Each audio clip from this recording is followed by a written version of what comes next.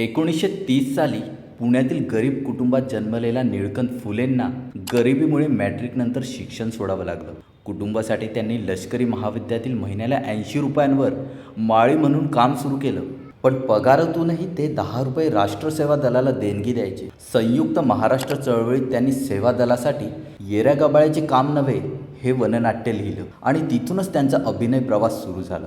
पुढे कथा अकलेच्या कांद्याची या नाटकाने त्यांना खरी ओळख दिली. या नाटकाचे तब्बल 2000हून अधिक प्रयोग झाले. एक गाव 12 भानगडीमधूनच मोठ्या पडद्यावर एंट्री मारत त्यांनी एका पाठोपाठ एक अनेक चित्रपट आणि नाटकं गाजवली.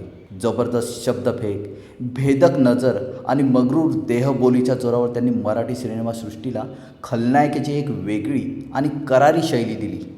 त्यांचा अभिनय इतका जिवंत वाटायचा की एका महिलेने त्यांना रस्त्यात थेट कानशिलात लागवली आणि लाज वाटते का बायकांशी असं वागताना म्हणून निघून गेली.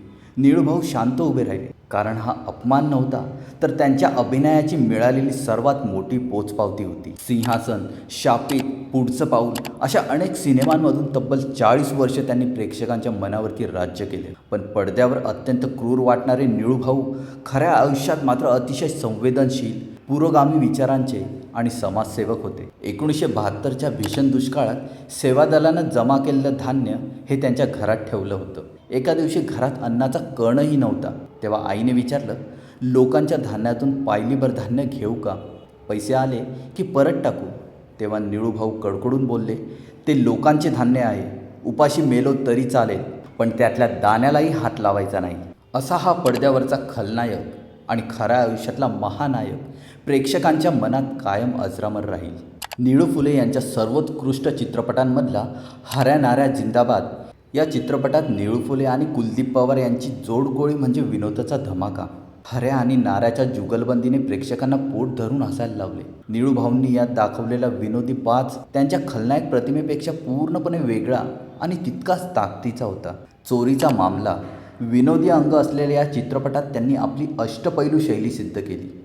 त्यांचा टायमिंग आणि संवाद फेक आजही प्रेक्षकांना हसवते. सामना या चित्रपटात हिंदूराव धोंडे पाटील ही साखर सम्राटाची भूमिका निळू फुले यांच्या कारकिर्दीतील सर्वोत्कृष्ट कामगिरी मानली जाते. सत्तेची मस्ती आणि शब्दांची फेक यात त्यांचा हात कोणीच धरू शकत नव्हता.